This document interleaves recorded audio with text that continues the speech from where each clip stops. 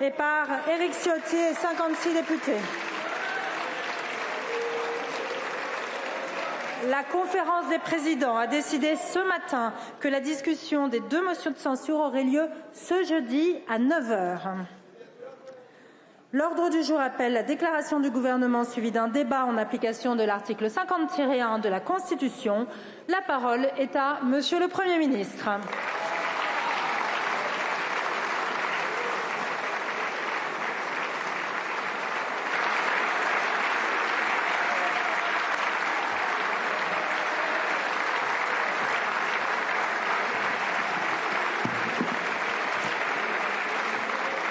Madame la Présidente, Mesdames et Messieurs les parlementaires, il faut savoir tirer les bienfaits d'une crise. J'ai accepté la mission que m'a confiée le Président de la République parce que la France doit avoir un budget, parce qu'il y a des mesures d'urgence à prendre sans attendre, c'est un devoir. Je l'accomplirai sous certaines conditions qui découlent d'évidence de la composition de cette Assemblée. Certains aimeraient voir cette crise parlementaire virer à la crise de régime. Cela n'aura pas lieu grâce aux institutions de la Ve République et à ses soutiens, mais cette crise a des racines. D'autres crises sont palpables, profondes, entremêlées, crise sociale, économique, financière, écologique, climatique, culturelle, internationale. Aux crises habituelles s'ajoutent les crises imprévisibles, comme celle du Covid ou de l'énergie, sans oublier les guerres. En s'ajoutant à certaines dépenses qui augmentent de manière automatique, elles expliquent pour l'essentiel la situation financière dans laquelle nous sommes. Là non plus, il ne faut rien oublier. En vérité, plus qu'une crise, je crois que nous changeons de monde, créant des fractures tout aussi locales que mondiales et des bouleversements géopolitiques majeurs. Une révolution de même ampleur que la révolution industrielle remet tout en cause. Cette révolution digitale, sociétale, bouleverse notre façon de vivre. Elle choque, effraie. Il y a le monde d'avant, il y a ce monde de demain. L'irruption de ce nouveau monde provoque 1000 conflits, 1000 raidissements. Nous vivons et nous vivrons dans une époque de crise. Soit on les subit, soit on les utilise. Soit on change, soit on saura changer. Le dégagisme, c'est cela. Ceux qui ne changent pas, ceux qui s'agrippent aux vieux réflexes, aux postures, disparaîtront. En politique comme en tout, en France comme ailleurs, le basculement du monde ne s'arrêtera pas. Au fond, c'est la place de la France et des Français dans ce nouvel environnement qui est en jeu. Restera-t-elle parmi les pays dont la voix compte? Restera-t-elle indépendante? Le déclin n'est pas certain, le progrès non plus. Tout dépend de notre capacité à innover, en matière politique comme en matière sociale, économique ou scientifique. Innover, c'est vrai pour le gouvernement. J'ai pris acte de cet impératif. Innover, c'est assumer des ruptures. Le monde n'attend pas. Dans la vraie vie, nos concitoyens, pas les statistiques, travaillent, s'inquiètent, attendent des solutions. J'ai proposé un gouvernement de mission, d'objectifs. Il n'agira qu'avec l'Assemblée nationale et le Sénat. À nous, au-delà des divergences, des écoles de pensée, des confrontations, de valoriser ce qu'il est possible de faire ensemble. La défiance de nos concitoyens n'épargne personne. Ou bien la politique sert à quelque chose et les politiques trouvent des terrains d'entente, ou bien ils ne les trouvent pas et la déception se répand autant que l'impuissance. Je vous propose d'avancer. L'Assemblée, dans sa diversité et ses divisions, ressemble aux Français. Elle est le fruit du choix des Français. Elle traduit les doutes, peurs et espérances de millions de nos compatriotes. En un mot, cette Assemblée n'a jamais été aussi représentative des Français. Il faut en tirer toutes les conséquences.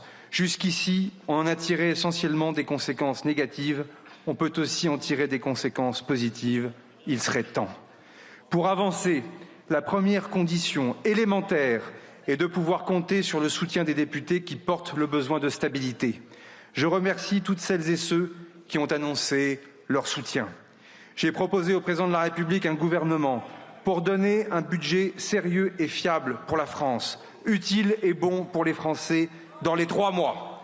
Ce gouvernement incarne le renouvellement avec l'entrée d'experts parmi les plus compétents de notre pays.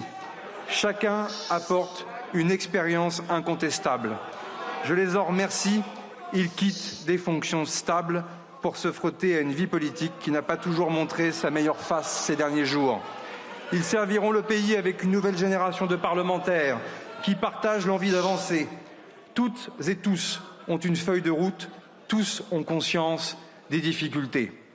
Pour réussir à faire avancer notre pays avec une Assemblée nationale divisée, la seconde condition, que j'avais sans doute insuffisamment mesurée, je le reconnais devant vous, est de tenir le gouvernement le plus éloigné possible des divergences légitimes qui s'expriment à travers les partis politiques. Il est logique que chacun affirme ses convictions, chacun pose ses lignes rouges, avec d'autant plus de force que des élections se profilent, c'est tout naturel. Le gouvernement de la République assure la continuité de l'action de l'État, porte ses propres convictions dans le respect de la diversité de ses membres, mais il doit incarner l'ouverture au débat et au compromis. Qui recherche les points d'accord, d'action, plutôt que de cultiver les différences? Parce que dans la situation du monde, marquée par une instabilité financière, militaire, économique, commerciale, migratoire, climatique, mieux vaut montrer une France unie qu'une France divisée. C'est une évidence qui est tellement évidente qu'elle disparaît tant on se complaît dans des querelles intérieures. Ce que je vous propose, c'est de trouver un chemin commun malgré les divergences. Le gouvernement proposera, nous débattrons, vous voterez. Là encore, c'est une rupture. La troisième condition pour réussir cette mission est de redonner du sens à la politique. Pas par des mots, mais par des actes, par une nouvelle pratique du pouvoir qui doit amener plus de progrès pour nos concitoyennes et nos concitoyens. Mesdames et messieurs les parlementaires, partager le pouvoir avec le Parlement, voici incontestablement une rupture. Dans une assemblée divisée, un gouvernement, même en s'appuyant sur la majorité la plus relative, ne peut, dans la durée, agir sans tenir compte des oppositions. Ce n'est pas possible, ce n'est plus possible et surtout, ce n'est pas souhaitable. J'ai renoncé à utiliser l'article 49, alinéa 3 de la Constitution. C'est la garantie pour l'Assemblée nationale que le débat, notamment budgétaire, mais pas seulement, dans tous les domaines, ira jusqu'au bout, jusqu'au vote. Cette décision est forte de changements radicaux. La légitimité démocratique, c'est une démocratie où le Parlement a un rôle politique, expliquait Michel Debré, père de notre Constitution. Le Parlement et le gouvernement ayant, je le cite encore, chacun une semblable importance dans la marche de l'État et assurant les moyens de résoudre les conflits qui sont, dans tout système démocratique, la rançon de la liberté. Et la rançon de la liberté, pour reprendre ce terme, c'est la responsabilité. Le gouvernement présente le budget qu'il estime souhaitable. Le Parlement l'examine, le discute, le modifie. C'est sa liberté. Et 149.3, sans majorité absolue, le Parlement aura le dernier mot. C'est sa responsabilité et nous devons lui faire confiance. Nous ne devons pas en avoir peur. Cela paraît de bon sens. C'est pourtant presque une révolution. À vous de saisir ce pouvoir qui est une chance, un bel exercice de responsabilité pour montrer à toutes celles et à tous ceux qui en doutent que la démocratie représentative n'est pas morte et que l'Assemblée nationale et le Sénat restent l'endroit du pouvoir de décision, du pouvoir d'agir.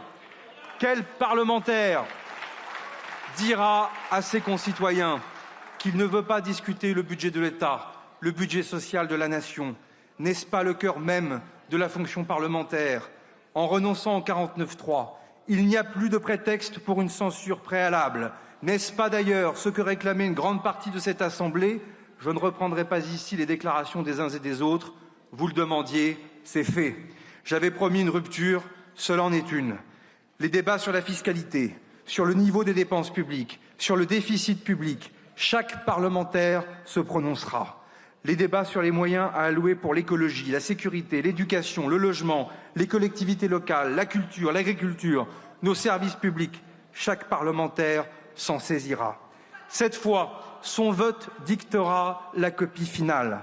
On verra la position de chacun sur la dette, les impôts, les dépenses, les économies. Chaque vote sera un acte. Le budget sera donc au cœur du débat. Alors, que contient ce budget initial? une maîtrise des comptes publics qui réduira le déficit. Dans la copie proposée par le gouvernement, il est réduit à 4,7% du PIB contre 4,6% suite au retrait de la suppression des 12 jours fériés. Comme je l'ai déjà annoncé, dans tous les cas de figure, à la fin de la discussion budgétaire, ce déficit devra être à moins de 5% du PIB, car cet impératif de souveraineté s'impose à nous tous. Nous ne pouvons pas placer notre pays en dépendance durable de prêteurs étrangers. Et je ne serai pas le Premier ministre d'un dérapage des comptes publics. Aussi, dès 2025, nous aurons respecté les 5,4% de déficit prévus par mon prédécesseur. Le gouvernement proposera un projet qui, par essence, est perfectible. Il est urgent de continuer à dépenser moins. L'État a engagé une revue de ses dépenses. Des économies seront faites et il faudra désormais qu'elles s'inscrivent dans un cadre pluriannuel en s'appuyant sur une véritable réforme de l'État. J'y reviendrai dès demain devant le Sénat et devant vous dans les jours qui viennent. Sur les dépenses de l'État, on peut faire beaucoup, à la condition de repenser son action en profondeur, de réussir sa transformation numérique, de moderniser ses interventions et d'alléger considérablement certaines procédures qui ne sont plus explicables. Tout le monde prône la simplification. Nombre d'acteurs dans le pays la réclament. Une majorité d'idées dans les deux chambres est possible sur ce sujet. D'autres économies seront engagées en luttant plus rigoureusement contre les fraudes, qu'elles soient sociales ou fiscales. Là encore, c'est une question de justice. Trop d'argent public est gaspillé parce qu'on ne contrôle pas assez à quoi il sert. Un projet de loi contre les fraudes a été déposé ce matin, en même temps que le budget de l'État et de la sécurité sociale. C'est la première fois, vous pouvez vous en emparer.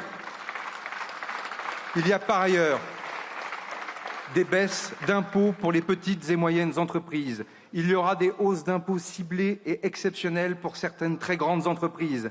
Baisse d'impôts d'un côté, hausse de l'autre, pour mieux répartir les efforts au sein des contribuables et garder une maîtrise de nos prélèvements obligatoires qui sont déjà très élevés pour financer notre modèle de redistribution au profit des plus modestes.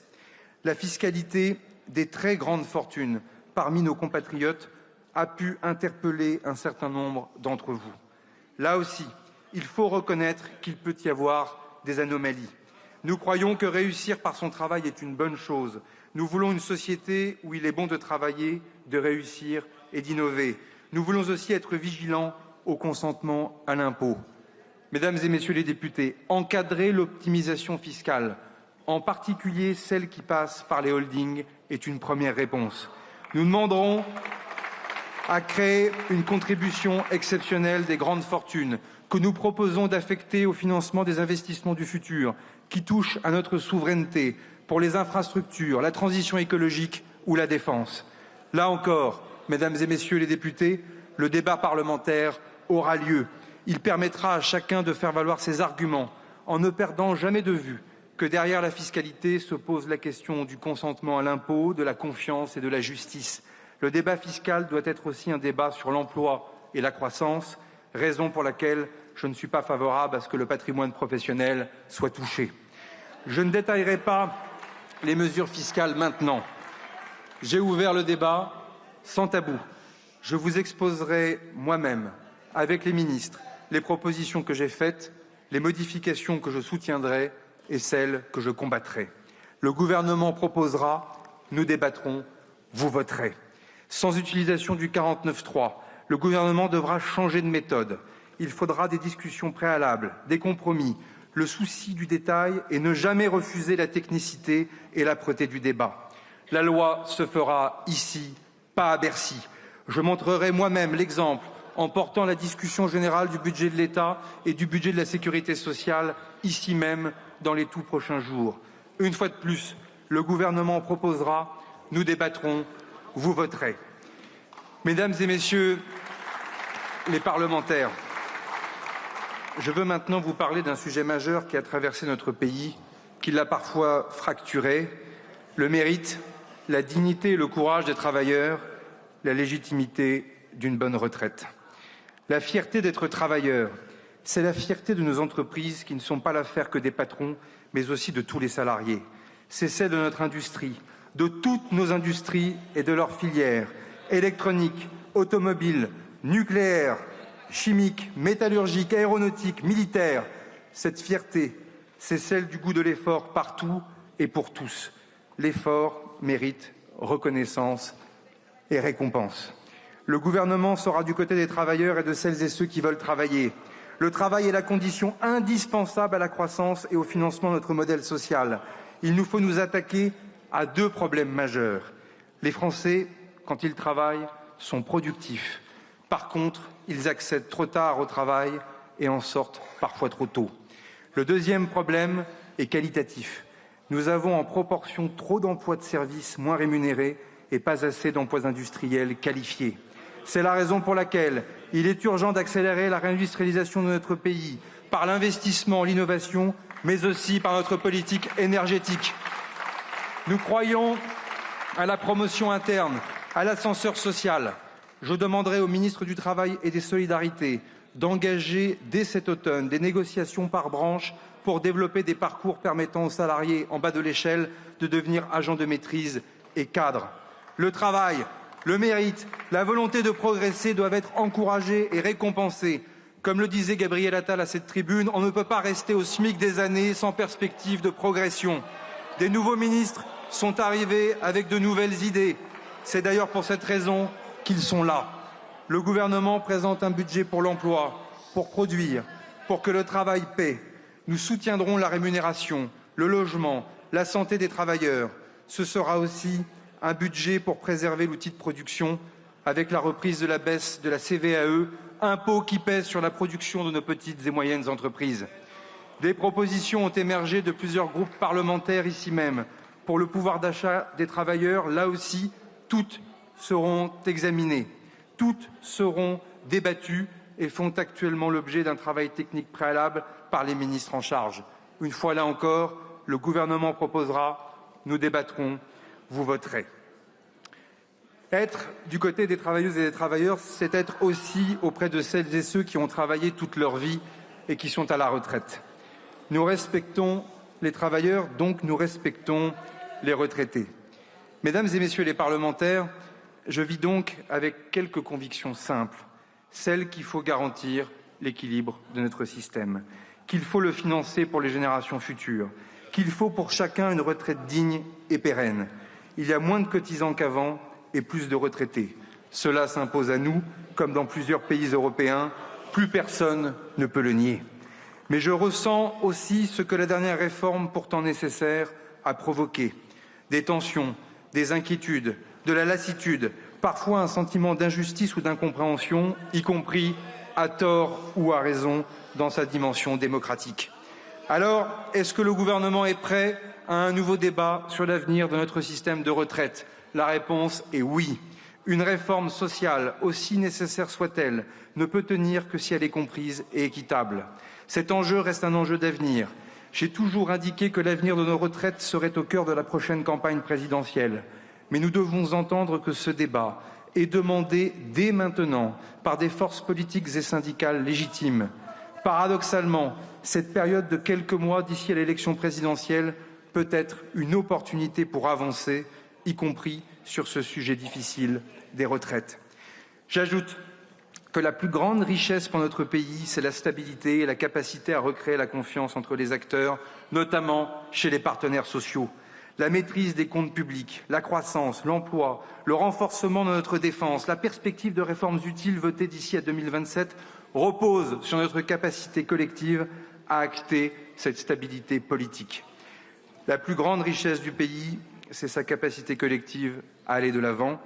C'est pourquoi je proposerai au Parlement dès cet automne que nous suspendions la réforme de 2023 sur les retraites jusqu'à l'élection présidentielle. Aucun relèvement de l'âge n'interviendra à partir de maintenant jusqu'à janvier 2028, comme l'avait précisément demandé la CFDT. En complément, la durée d'assurance sera elle aussi suspendue et restera à 170 trimestres jusqu'à janvier 2028. Mais je le dis ici très directement, suspendre pour suspendre n'a aucun sens. La suspension en préalable de rien serait irresponsable. Cette suspension doit installer la confiance nécessaire pour bâtir de nouvelles solutions. La suspension pour faire mieux est la solution si chaque acteur sait en tirer quelque chose. Mesdames et messieurs les parlementaires, Résumons. L'Assemblée voulait que je n'utilise plus le 49.3 ou pas le 49.3. Je m'y suis engagé. L'Assemblée voulait débattre à nouveau des retraites. Elle en débattra et chaque parlementaire pourra défendre ses opinions. L'Assemblée voulait que le gouvernement suspende la réforme en attendant un débat, une solution, un vote. Je le fais, ce qui permettra d'éclairer le débat lors de la future élection présidentielle. Mais je veux être très clair, je n'endosserai pas n'importe quoi. Le coût de la suspension pour notre système de retraite est de 400 millions d'euros en 2026 et d'1,8 milliard d'euros en 2027. Cette suspension bénéficiera à terme à 3,5 millions de Français. Elle devra donc être compensée financièrement, y compris par des mesures d'économie. Elle ne pourra pas se faire au prix d'un déficit accru. J'ai pris des engagements, ceux que les oppositions demandaient. J'en prends un supplémentaire et il doit être entendu par chacun, y compris, mesdames et messieurs les députés, par nos prêteurs sur les marchés financiers. Je n'endosserai pas un résultat qui mettrait en danger la crédibilité de notre pays et encore moins notre système de retraite tout entier. Je fais des pas en avant, à chacun aussi d'en faire. Mesdames et messieurs les parlementaires, je veux être encore plus précis. Suspendre doit être une opportunité. Débattre de la question des retraites n'est pas seulement une équation financière, elle est partie intégrante de notre contrat social. Et ce contrat a besoin, lui aussi, d'une refondation, d'innovation, de rupture.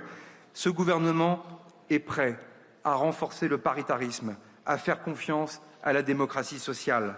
Une fois encore, suspendre la réforme n'a de sens que si c'est pour aller plus loin. Je propose, dans les prochaines semaines, d'organiser une conférence sur les retraites et le travail en accord avec les partenaires sociaux. Grâce à la suspension, cette conférence aura le temps de se prononcer avant l'élection présidentielle. Elle se posera la question de l'ensemble de la gestion de notre système de retraite.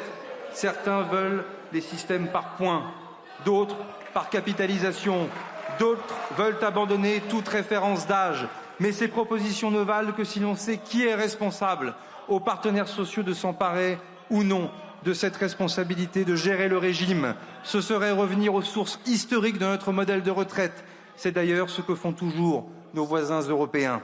Le gouvernement y est prêt. J'ai confiance dans la démocratie sociale, confiance dans la démocratie parlementaire. Si la conférence conclut, le gouvernement transposera l'accord dans la loi et le Parlement décidera. Sinon, il appartiendra aux candidats à l'élection présidentielle de faire leurs propositions et aux Français de les trancher. Elle pourra rendre ses premières conclusions au printemps prochain. Mais il y a aussi des urgences. J'ai inscrit, comme s'y était engagé mon prédécesseur, dans le budget de la sécurité sociale, une amélioration concernant les retraites des femmes. Là aussi, je pense que c'est consensuel, inutile d'attendre. La conférence devra aborder d'autres sujets cruciaux, comme l'attractivité de certains métiers indispensables, le travail pénible, l'usure au travail et les carrières longues. Voilà une discussion qui était bloquée depuis 23 ans. Paradoxalement, la rupture, c'est de conclure. Là encore, le gouvernement proposera, nous débattrons, vous voterez. Je le dis sans détour. Suspendre, ce n'est pas renoncer, ce n'est pas reculer, si nous savons utiliser ce temps avec intelligence et volonté d'avancer. La cohésion sociale, l'unité du pays et donc sa stabilité sont une force. La division, elle, a un coût, chacun doit l'assumer. Mesdames et messieurs les parlementaires, partage du pouvoir entre le gouvernement et l'Assemblée, partage du pouvoir entre le gouvernement et les partenaires sociaux, partage du pouvoir aussi avec les collectivités locales. Pas pour faire plaisir aux élus locaux, j'en suis un, mais pour être efficace au service des Français. On le dit souvent, on le fait rarement. Déjà, avec une urgence sensible, la réforme institutionnelle pour la Nouvelle-Calédonie. La fin des accords de Nouméa a laissé un vide institutionnel qu'il faut combler pour permettre la paix sur le Caillou. L'accord de Bougival permet un chemin de réconciliation. Il doit être transcrit dans la Constitution. Le gouvernement proposera la discussion de ce texte avant la fin de l'année, afin que les Calédoniens puissent être consultés au printemps 2026. c'est une urgence. Mais ce serait une erreur de croire que la Nouvelle-Calédonie est un cas à part. La question des Outre-mer se pose aussi avec la même urgence. Un projet de loi concernant la vie chère est prêt. Il ne faut pas attendre. Certains territoires, comme aux Antilles et en Guyane, réfléchissent à leur avenir institutionnel. Nous devons les accompagner. Un projet de loi constitutionnelle concernant la Corse, fruit de 2 années de discussion, lui aussi est prêt. Rien ne serait pire pour l'État que de renier sa parole. Là aussi, l'Assemblée nationale et le Sénat débattront et trancheront. Nos concitoyens veulent que le pouvoir soit proche d'eux, adapté aux réalités de terrain. Je proposerai donc en décembre un projet de loi pour renforcer le pouvoir local, un nouvel acte de décentralisation. Lui seul permettra de réformer l'État de manière globale et d'améliorer le fonctionnement de tous nos services publics. Qu'est-ce que l'on attend de l'État? C'est la question centrale. La police, la justice, la sécurité, la défense, les relations internationales. Dans ces domaines, les budgets ont augmenté depuis 2017 et continueront d'augmenter. L'État s'est renforcé parce que ce sont des missions que lui seul peut exercer. Pour le reste, quel doit être le niveau de décision locale? Qui est responsable de quoi? Je proposerai un principe simple, celui de l'identification d'un seul responsable par politique publique. Il s'agira soit d'un ministre, soit d'un préfet, soit d'un élu. Il ne faut pas décentraliser des compétences, il faut décentraliser des responsabilités avec des moyens budgétaires et fiscaux et des libertés, y compris normatives. C'est aussi une formidable occasion de repenser complètement notre planification écologique et énergétique. Nous ferons des propositions précises. Le gouvernement peut-il engager cette réforme dans les 3 mois? Vous vous dites que cela prendra du temps. C'est précisément parce que cela prendra du temps qu'il faut engager cette réforme tout de suite. Sinon, elle sera reportée une fois de plus. Et jusqu'à quand? Au plus tôt dans 2 ans, après l'élection présidentielle. Nous n'attendrons pas. Des majorités sur ce texte sont possibles dans les 2 chambres. Le gouvernement proposera, nous débattrons, vous voterez. Mesdames et messieurs les députés, ne pas attendre. Il y a urgence pour tenir le calendrier d'adoption du budget et voter le meilleur budget. Urgence pour renforcer le dialogue social. Urgence, avant les élections municipales, de mieux répartir les compétences et réformer l'État. Si les débats de cette Assemblée débutent cette semaine, cela permettra, via les discussions budgétaires, de répondre aux urgences pour la santé, l'accès aux soins avec France Santé, pour défendre l'environnement, la sécurité, pour la loi de programmation militaire. Il y a des urgences, il y a des projets de loi qui sont prêts pour les polices municipales et la sécurité du quotidien, pour le statut de l'élu. Des discussions sensibles doivent se poursuivre, notamment sur la fin de vie. Des combats doivent sans cesse être menés contre le racisme, l'homophobie, l'antisémitisme, pour l'égalité entre les femmes et les hommes. La soif absolue de nos compatriotes pour leur sécurité, pour la justice et le respect de la loi doit être entendue sur chaque banc de cette Assemblée. Les enjeux migratoires à venir, tant liés à la démographie, au réchauffement climatique et au terrorisme, posent un défi imminent qui ne peut être nié. J'y reviendrai. Les ministres y reviendront, à condition d'oser discuter, agir, avancer. Tout cela, nous pouvons le faire ensemble dans les mois qui viennent si nous mettons fin, mesdames et messieurs les parlementaires, à cette crise. Désormais, cela dépend de vous. Je sais, je n'ai pas obéi à l'exercice de style habituel d'une déclaration de politique générale, collectant chaque domaine d'intervention de l'État, citant chacune des préoccupations de nos concitoyens dans leur travail, leur famille, leur village ou leur ville. Que personne ne se sente oublié. Je pense, sinon à tout, je n'en ai pas la prétention, en tout cas à toutes et à tous. Cela est facile, il me suffit de me sentir utile à mon pays, et je vous le dis avec toute ma conviction, avec aussi tout ce que j'ai appris au ministère des Armées, les seuls qui se réjouiraient d'une crise, d'une panne budgétaire en France, ce ne sont pas les amis de la France.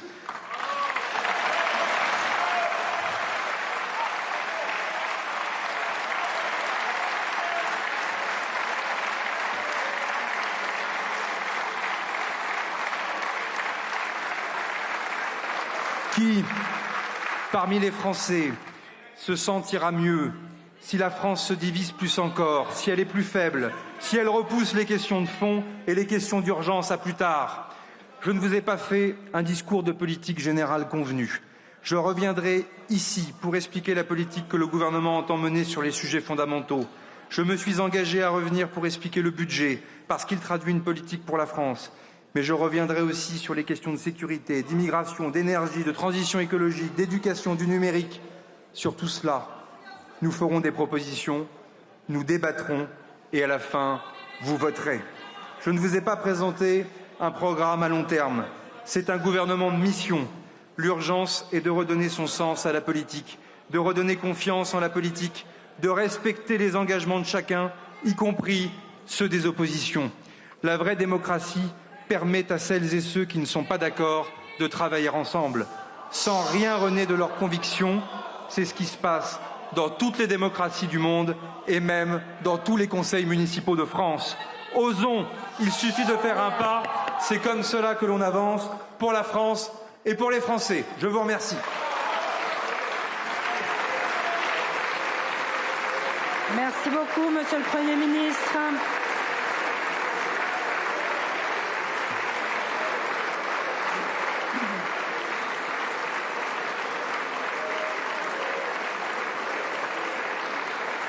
Merci beaucoup, Monsieur le Premier ministre. La parole est à présent à Monsieur Laurent Wauquiez, président du groupe Droite républicaine.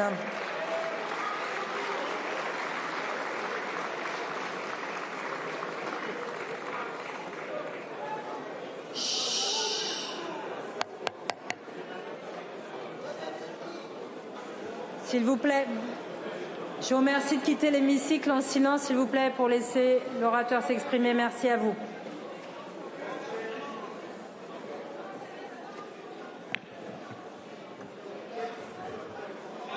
Allez. Chut. Chut. Madame la Présidente, Monsieur le Premier ministre, Mesdames et Messieurs les ministres, chers collègues.